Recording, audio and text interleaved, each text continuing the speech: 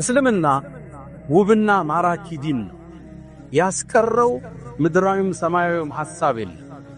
የተወው ውጫዊም ውስጣዊም አጀንዳ የለም። ለሁሉም ተንትኖ መፍትሄ ሰጥቶበት አልፏል። የሰው ልጅ አካሉን ሲያመው በምን መታከም እንዳለበት እስልምና አስተምሯል።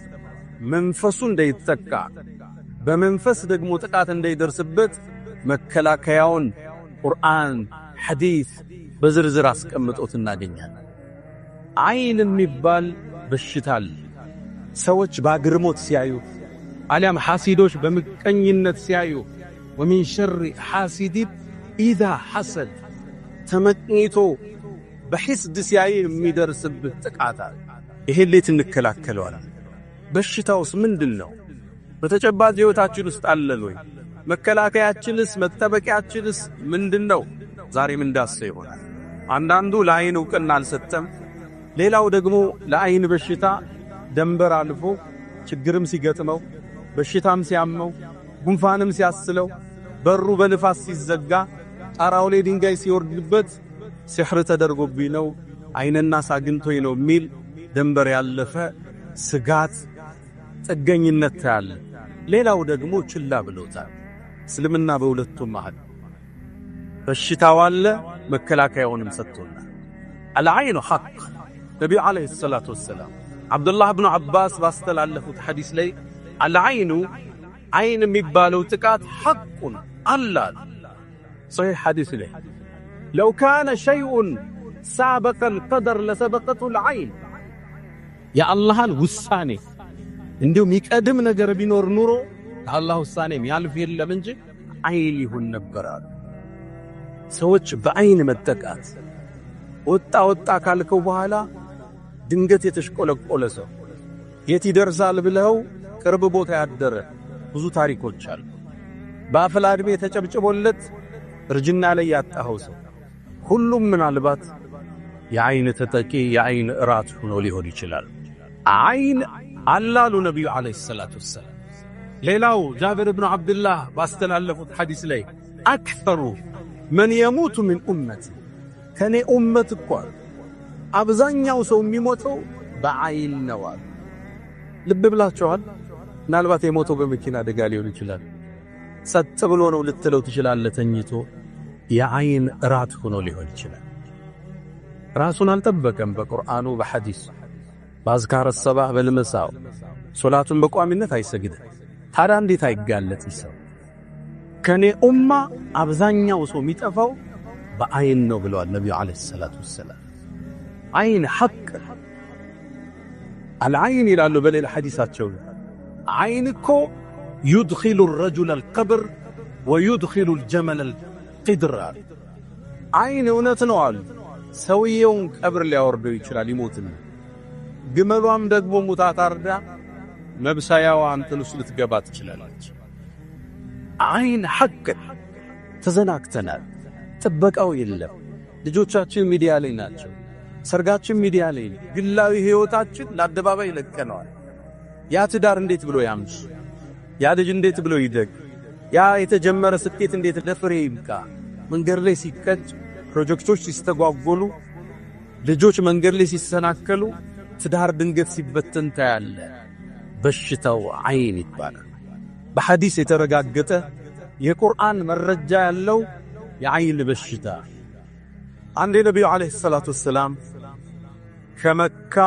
ከመዲና ወደ መካ ሲያከኑ ከርሳቸው ሰሃባዎች ውስጥ ሰህል ብኑ ሑነይፍ ይባላል።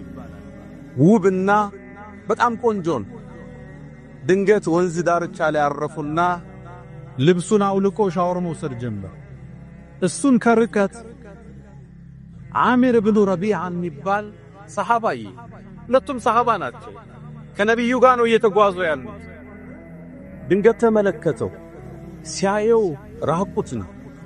ገላው ነጭ ነው ተፈጥሮ፣ ጥርሱ በጣም የሚያምር።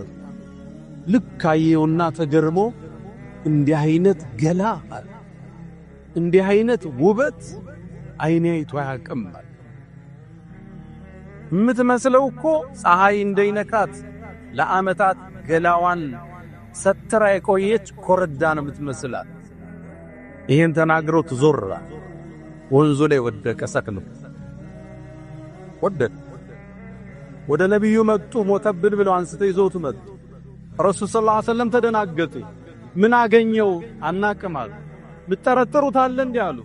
አይ አምር ብኑ ረቢዓ ሲያደንቀው ሰምተናል። እንዲህ አይነት ቆዳ እንዲህ አይነት ውበት አይቻላል ሲለዋል። ተበሳጩ። ረሱል ሰለላሁ ዐለይሂ ወሰለም ተቆጡ። መጡና እንዴት ከናንተ መሃል አንዳችሁ ወንድሙን ይገላል ባይኗል? ሰሃቦቹም ይሄን መረጃ ያቁም ነበር። ከዛም ያን እንዲታጠብ ተደርጎ ሰህል ላይ ፈሶበት እንዲድን ተደረገ። አይን ሐቅ ነው። በነብዩ ዘመን ይላል ሰዎች በአግርሞት ሲመለከቱ ማሻአላህ ተባረከላህ ካላሉ ሊያጠቃ ይችላል። አሊያም አንተ ጧትና ማታ በአዝካር በቁርአን ማትጠበቅ ከሆነ ተጠቂልቶ ይችላል። አንዴ ሂሻም ኢብኑ አብዱል መሊክ ኢብኑ መርዋን ታላቁ ንጉስ ሐጅ ሊያደርግ መካ ቆይቶ ወደ መዲና ያቀናል። የነብዩ አለይሂ ሰላቱ ወሰላም መስጂድ መዲና ላይ እንደደረሰ መስጂድ ውስጥ ማን አለ ጥሩልኝ እስኪ ሲገቡ ሳሊም ኢብኑ አብዱላህ ኢብኑ ዑመር ኢብኑ አልኸጣብ ናገኙት። የሰይድና ዑመር የልጁ ልጅ ሳሊም ይባላል። ያኔ እድሜው 60 አልፏል፣ ግን ረጅም ቁመናው ደግሞ የአትሌቲክ ፖስቸር የሚሉት የሚያምር ቁመና ነው። 60 ዓመትን አልፏል። ጠሩት። ሲወጣ ንጉሡ ኢሻ ሳሊም ማለት አንተ ነህ አለው። አዎ አለው። እድሜህ ስንት ነው አለ። 60 አልፎኛል አለ። 60 ዓመት አልፎ በዚህ ቁመና እንዲህ በጣም በሚያምር ቁመና? አዎ። ምንድነው የምትበላው አለ። ዘይትና ዳቦ ነው የምበላው አለ። ከመችቶ ትበላዋለህ አለ። አዎ። ሳይረበኝ አልበላም። ተገረመ ንጉሡ። ተሰናብቶት ሄደ። ሳሊም ወደ ቤቱ ሲመለስ ሙቀት ጀመረ። ትኩሳት ይጨመረበት። ወደ አኼራም ተሻገረ። አልዓይኑ ሐቅ። አይን የሚባለው በሽታ እውነት ነው። ልብ ያላለው በሽታ፣ ያላስተዋልነው በሽታ። የግድ ሰውየው ስላየህ አይደለም። ስላንተ ባድግራሞት ከሰማ አይና አማን ቢሆን የቆሸሸችው ነብሱ ልታጠቃ ትችላለች። አንዴ በእስልምና ታሪክ ውስጥ ካለፈው አንድ ሰው እንዲህ ባይኑ ሰው የሚያጠቃ ነው የሚባል ሰው ነው የሚታወቅ ሰው። ከግድግዳ ጀርባ ነበር። አንድ ሰው ከግድግዳው ጀርባ ሽንቱ ሲሸና ያያል። አሸናኑ የሽንቱ ድምጽ ሲያርፍ ጉልበት አለ። ተመልከቱ። አንዳንድ ሰው በሽንት ህስድም ይገባዋል። የሽንት ቀለም ጤንነታችንን ይናገራል፣ ኃይሉም ይናገራል። አቅምህ የሽንቱን ድምጽ ሰማና ሊማን ሽንት ነው አለ።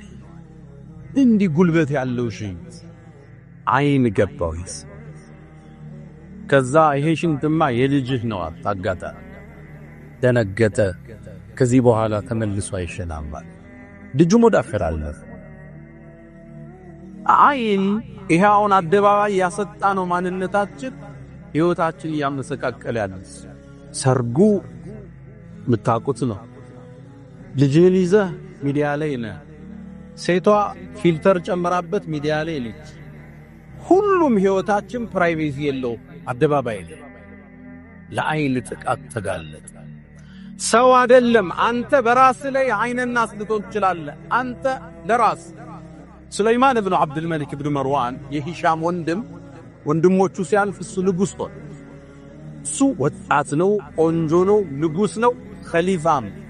ኸሊፋ ማለት አሁን የምታውቋትን ሳውዲ፣ እነ የመንን፣ እነ ግብፅን፣ እነ ሶሪያን፣ እነ ኢራቅ፣ እነ ኢራንን ይሄን ሁሉ የአረቡን ግዛት ይገዙ የነበሩ ኸሊፋ ይባላል። የዓለምን 1/3 አስተዳድረው። ያኔ ይሄ ወጣት ንጉስ ሆነ፣ የአባቱ ስልጣን። ታዲያ የሚያምረውን ጋውኑን ለብሶ የንግስና ዘውዱን አርጎ ራሱን መስታወት ላይ ተመለከተ። በጣም ያምር ነበር። በራሱን ተገራ። ያ ሱለይማን አንተ ሻቡን መሊካ፣ አንተ ወጣቱ ንጉስ እኮ አንተ ነህ። በራሱ ተማረከ። ወር አልተቀመጠም ሱለይማን። ታመመ። ወሩ ሳይቆይ ወደ አኺራ ተሻገረ። ሙእሚን ራሱን ሲያይ ጥሩ ቁርጥ ተቆርጦ ሊሆን ይችላል። አዲስ ልብስ ለብሶ አምሮበት ራሱን ሲያይ መስታወት ውስጥ ምን ማለት እንዳለበት ነብዩ አለይሂ ሰላቱ ሰላም አስተምረውታል። اللهم كما حسنت خلقي فحسن خلقي አላህ ወይ ተክለቁ መና እንዳሳመርከው ባህሪንም ስነ ምግባሬንም አሳምረው በሉ ብለዋል ነብዩ አለይሂ ሰላቱ ሰላም። አንዳንዱ የቤቱ ሐሲድ እሱ፣ የልጆቹም ሐሲድ እሱ፣ የሚስቱም እሱ ነው። ሳያከው ያጠቃቸዋል። ከልክ ያለፈ ተገርሞት መደነቅ በፋብሪካ በእርሻ በቤት በመኪና በልጆች በሚስት ቁንጅና ልክ ስታያት ቢስሚላህ ማሻአላህ ተባረከላህ ጓደኞቹ ቤት ቢስሚላህ ማሻአላህ ተባረከላህ ይሄን መኪና ገዛ ቢስሚላህ ማሻአላህ። ይሄ ነው የሚሰብር፣ ይሄ ነው የሚጋርደው። ለዛ ነው ወደ እርሻው ሲገባ ያ ሱረቱል ካህፍ ላይ የተጠቀሱት ሁለት ግለሰቦች ወለውላ ኢዝ ደኸልተ ጀነተክ ቁልተ ማሻአላህ ላ ቁወተ ኢላ ቢላህ አትልምልኝ። ፋብሪካህን ስታይ ድርጅትህን፣ ቢሮህን፣ ስራህን፣ ውጤትህን፣ መጽሐፍህን፣ ንግግርህን፣ የህይወት ስኬትህን ስታይ ቢስሚላህ ማሻአላህ ተባረከ الرحማን። ይሄ አይንን የምትሰብርበት። ወደ ልጆቻችን ህይወት ከመጣ ይሄው ለጣፋንታ በስፋት ተመለከተዋል። ልጆችን ሰርግ ሲባል ዱዓ እናደርግላቸው፣ አንጠብቃቸው፣ አቁለጭልጨን አወልሶፍን ሻማያጅ ናቸው፣ ኬክ አቅራቢ ናቸው። የማን ልጅ ነች ስታምር ተብላ የተበላች ብዙ ልጅ አለች። አንዲት እናት በጡት ማጠባት በጥጧ አለማጥባት የሚል ኮርስ ነበርና እዛ ተሳተፍኩ ትላለች። ልጇ በደንብ ይጠባ ስለነበረ የሱን ታሪክ ልትናገር መድረክ ላይ ወጣች። እኔ ልጄ በደንብ ነው የሚጠባው፣ ልጄ በጣም ጤነኛ ነው፣ በሁለት ዓመቱ ቆመ፣ አሞት አያቅ፣ ትጋቱ ንቃቱ መድረክ ላይ ወጣ ዘረዘረች። ቢስሚላህ ማሻአላህ የለ ከፕሮግራም ወጥተን ስለር ትላለች። ዲጄ ዱቄት ወደቀ፣ እግሩ እስካሁን ሽባ ነው ትላለች። ልጆቻችን አደባባይ እናወጣቸዋለን፣ ዱዓ እናደርግላቸው። ቢስሚላህ ማሻአላህ የለም፣ ቁል አዑዙ ቢረቢናስ እየቀራን ማሸት የለም። ለአይን ለቀቅናቸው።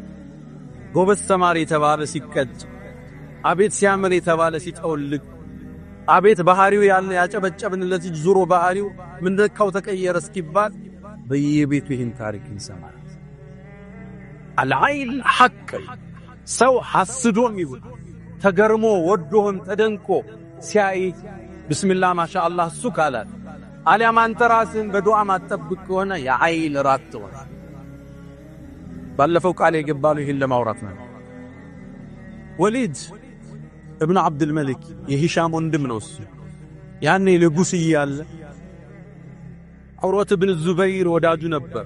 ይዘይረው ሄድ ከዑርዋ ጋር መሐመድ የሚባል ልጅ አለው። በጣም ቆንጆ ልጅ ነበር። ሚያምር ልብስ አለበሰው። ወደ ንጉሱ ነውና የሚወስደው። ልክ ሲገባ አይኑ ላይ አረፈ። ما هذا الغلام ይህ ሚያምር ልጅ ማን ነው? وما هذه الثياب ይህ ሚያምር ልብስስ ምንድነው አለ ንጉሱ። አዳነቀው፣ አጨበጨበለት፣ ተገረመበት። ከዛም ልጁ ሊጫወት ከቤት ወጣ። ከግመሎቹ ጋር ሲራገጥ ግመሉ አንገቱ ላይ ቆመችና ወደ አኺራ ተሻገረ። አይን ሐቅ ሚስተባበል ነገር የለም። ነብዩ አለይሂ ሰላቱ ወሰለም አንዴ ወደ ኡሙ ሰለማ ቤት ሲገቡ አንዲት ሴትን ሕፃን ልጅ አየዋት። ጠሯቸው። ይቺ ልጅ የሰው አይን አግኝቷታል፣ ፊቷ እየተቀያየረ ነው፣ ዱዓ አድርጉባት። ዘምዘም ውሃ እየረጨ ቁል ሁወላህ እየቀራህ ልጆችህን ማሸት፣ ሲተኙ ከተኙበት ቦታ ሄደ ዱዓ እያደረግ ጸጉራቸውን ገላቸውን ደበስበስ። ትምህርት ቤት የገጠማቸው ጉዳይ ካለ መንገድ ላይ ያያቸው ነገር ካለ መንፈሳዊውን ሕክምና እነሱ ቁርአን ላይ እስኪደርሱ አንተን ምታግዛቸው። ነብዩ አለይሂ ሰላቱ ወሰለም በጣም የሚያምሩ ሁለት የልጅ ልጅ አሏቸው፣ ሐሰንና ሁሰይን የሚባሉ። ከጎን ቀርበው ነብዩን የሚስሟቸው፣ ሶላት ሲሰግዱ ላያቸው ላይ የሚወጡባቸው ውብ ልጆች አሏቸው። ታዲያ እነዚህን ልጆች ይዙና የሰይድና አሊ ልጅ የፋጡማ ልጅ ናቸው፣ ዱዓ ያረጉላቸው። አዑዙ እጠበቃለሁ ቢከሊማቲላሂ ታም ሙሉ በሆነው የአላህ ስም ሚን ኩል ሸይጣንን ወሃማ ከየትኛው ሸይጣንም ከየትኛው መርዝም እጠብቃችኋለሁ በአላህ ቃል ይላል። ወሚን ኩል ዐይን ላማ አጥቂ ከሆነች ዐይን በአላህ እጠብቃችኋለሁ ብለው ዱዓ ያረጉላቸው። ዱዓውንም ሲጨርሱ እንዲህ ነበር ይላሉ አባቴ ኢብራሂም ልጆቹን እስማኤልና ኢስሐቅን እንዲህ ነበር ዱዓ በዚህ ነበር የሚያረጉላቸው ይላል። አሁን ዱዓ የሚያረግ አባት አለ? ልጆቹን የሚያሻሽ ቁርአን የሚቀራባቸው ዘምዘማው እየረጨ የሚያሻቸዋል የለም። ይሄ ልጅ ባህሪውን ለወጠ እንላለን፣ እንዴ ምን ነካው እንላለን። ሚዲያ ላይ አውጥተኸው በየሰርጉ አብለጭልጭኸው በየፕሮግራሙ ወስደኸው አቤት የሷ ልጅ አቤት የሱ ልጅ እንዲባል አጋፍጠው መከላከያ ሳታደርግለት እንዴት አይተካ? እርግጥ ነው ጠዋት ስታስወጣው ብርድ እንዳይመታው ጃኬት ታረግለታል፣ እንዳያመው ሕክምና ታረግለታል። ይሄ አካላዊ መንፈሳዊ ሕክምና ቁርአን ዚክር የግድ ራሳችን ልንጠብቅበት የሚገባን መሰረታዊ ሕክምናዎች አሉ ለኛ ለልጆቻችን። ነቢዩላህ ያዕቁብ የአይንን ጥቃት ስለሚያውቁ ከአባታቸው ኢብራሂም ከአያታቸው የወሰዱትን ልጆቻቸው ዩሱፍን ፍለጋ ወደ ግብጽ ሲገቡ አንድ መመሪያ ሰጥቷቸው ያ ቡነየ ልጆቼ ላ ተድኹሉ ሚን ባብን ዋሂድ በአንድ በር ግር ብላችሁ አትግቡ። ዑስባ ናችሁ፣ ጭፍራ ናችሁ፣ የነቢይ ልጆች ናቸው፣ ወንድማማች ናቸው፣ ውበት ግርማ ሞገስ ወጣቶች ናቸው። የማን ልጅ ነው ተብሎ ትኩረት ትስባይ ተበታተናችሁ ግቡ። በርግጥ ከአላህ ውሳኔን ያላድናችሁ ውሳኔ በሱ ነው። የሚመካም ካለ በአላህ ይመካል። ልጆችን መጠበቅ፣ ልጆች ላይ ዱዓ ማድረግ፣ ልጆቹ ሲተኙ አያተል ኩርሲ ቢቀሩ ማዘዝ፣ ከቻሉ በውዶ እንዲተኙ ገደም ሲሉ ቢስሚከ አላሁመ አሙቱ ወአሕያ እንዲሉ፣ አዑዙ ቢከሊማቲላሂ ታማቲ ሚን ሸሪ ማ ኸለቅ እንዲሉ አሳሐፍዘን ከተኙበት እየሄድን እንቅልፍ ሲወስዳቸው በተረት አይደለም እኛ የምናስተኛው በዱዓ ነጩ ተረት እያነበበ ያስተኛቸው እኛ ዱዓ ያለን የምናስተኛቸው። ልጆቻችን የኛን ጥበቃ የኛን ዱዓ ለአቅም እስኪደርሱ የኛን ክትትል ይፈልጋል። አላህ ከዐይንና ሱ ሁሉ ይጠብቀን። አላ ወፈዐሉል ኸይራት ወስተግፊሩ ረበኩም ፈጡባ ለልሙስተግፊሪን።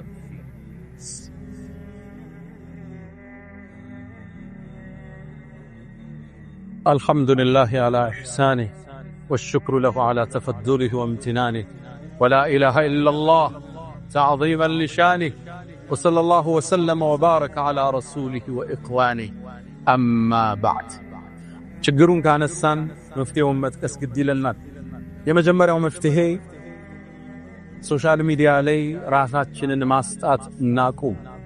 ሰርጎቻችን፣ ፕሮግራሞቻችን ሁለመናችንን አደባባይ አናውጣ፣ እንሰትረው። ላይክ፣ ኮሜንት፣ ጭብጨባ ስታምሪ ስታምር አቤት ሰርግ አቤት ለመባል አናውጣው። ምን ወጣበት ግዴታ ካለ ዱዓ አርገን እንውጣ፣ ቁርአን ቀርተን እንውጣ፣ ዚክሩን ብለን እንውጣ። አሊያ ተጠቂዎች ነው ማለት። ሶሻል ሚዲያውን ተመልከቱ። አብዛኛው ሰርግ መዝለቅ ያልቻለው የሶሻል ሚዲያ በሽታ ውጤት።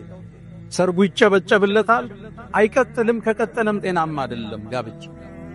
ኢትዮጵያ ውስጥ አሁን የፍች ሬቱ 25% ደርሷል አይደል? ከተጋባው ውስጥ ከአራቱ ሰው አንዱ ይፋታል የሚያሳየው ዳታ የ2025።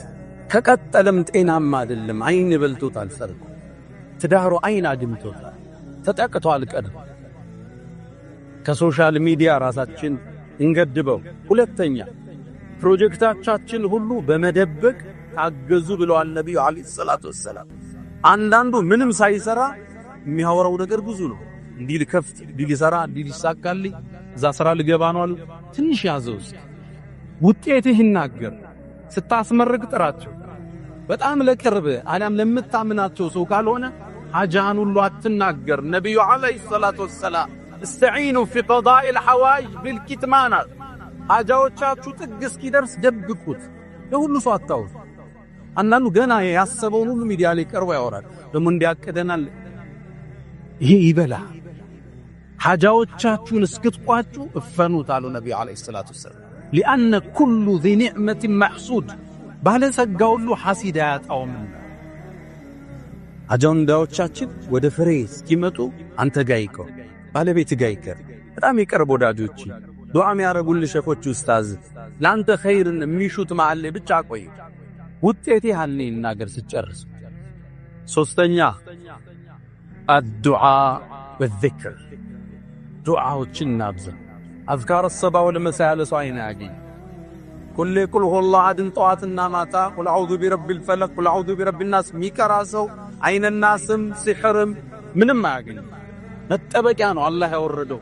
ቁል በል አዑዙ ቢረቢል ፈለቅ ሚን ሸሪ ማ ኸለቅ፣ ከፈጠረው ሸር ሁሉ። ይህን ብለህ ወጥተህ ችግር አይገጥም። ሶላተል ጀማዓ ሳታቋርጥ፣ ውዶ ሳታቋርጥ አይንም ሲሕርም አያገኝ። ወደ ቁርአን ወደ ሐዲስ። አንዳንዱ የአይንና ሕክምና ተብሎ አዋቂ ቤት ይሄዳል። እሱ የእስልምና መስመር አይደል። ለልጆቹ የሆነ ነገር ያንጠለጥላል። እንዲህ አይነት እስልምና የለም። አረብ ሀገር ውስጥ ሰርግ ሲደረግ ሰርጉ እንዳበቃ ታዳሚዎች የጠጡበት ቡና ፍንጃሮቹ ተሰብስበው ያን ታጥቦ ልጅቱ እንድትታጠብበት ይደረጋል። ይሄ እስልምና አይደል። አይነናስ ምን ልከላከለው በቁርአን በሐዲስ በዚክሮች። ሱረቱል በቀራ የሚቀራበት ቤት ሸይጣን አይገባም ተብሎ ቤትህን ጠብቅ። ስትተኛ ማታ ከፍተኛ ድምፁን ዝግ አድርግ። ቴሌቪዥኑ ምን ይሰራል? አሁን እየተጠቀምክበት አይደለም፣ ሞባይል ላይ ነው ያለው። ቴሌቪዥኑ የግድግዳ ማሳመሪያ ነው። እስ የሚል ቁርአን ከፍተህበት ተኛ። ሙሉ ሌሊት ይቅራ ቤት። ቀለይም ክፈተው። ጠዋት ላይ አዝካር ሰባህ ክፈተው። ልጆች ትምህርት ቤት እስኪሄዱ ያዳምጡ። ቤትህን በቁርአን እጀብ፣ በዚክር እጀብ። ያኔ ሸይጣን አንተ ቤት አይገባ። ስትቀመጥ ቢስሚላህ በል። ማን ተተክቶ እንደነበር አታውቅም። አልጋችሁን አራግፋችሁ ቢስሚላህ ብላችሁ ተኙ ተብለ። የቦታው የሚሰገድበት ዚክር ያለበት ቤት ሸይጣን አይገባ። አይነና ሳያጠቃ እንጂ ብዙ ሰው እኮ ሚዲያ ይወጣል በአላህ ጥበቃ ውስጥ ስለሚኖር ነው። ነቢዩና ዓለይሂ ሰላቱ ወሰላም ቁረይሾቹ እኮ ይህን ዳዕዋ ለመስበር በአይን ሊያስወጓቸው እኮ ጥረዋል። ወየካዱ الذين كفروا ليزلقونك بأبصارهم፣ ረሱሉን ሲወጡ ጠብቀው በአይን ሊያጠቋቸው እኮ ጥረዋል። ቁርአን ጠቅሶታል። ይልታል ግን በአላህ ጥበቃ ነው፣ በአላህ ከለላ ውስጥ ነበር።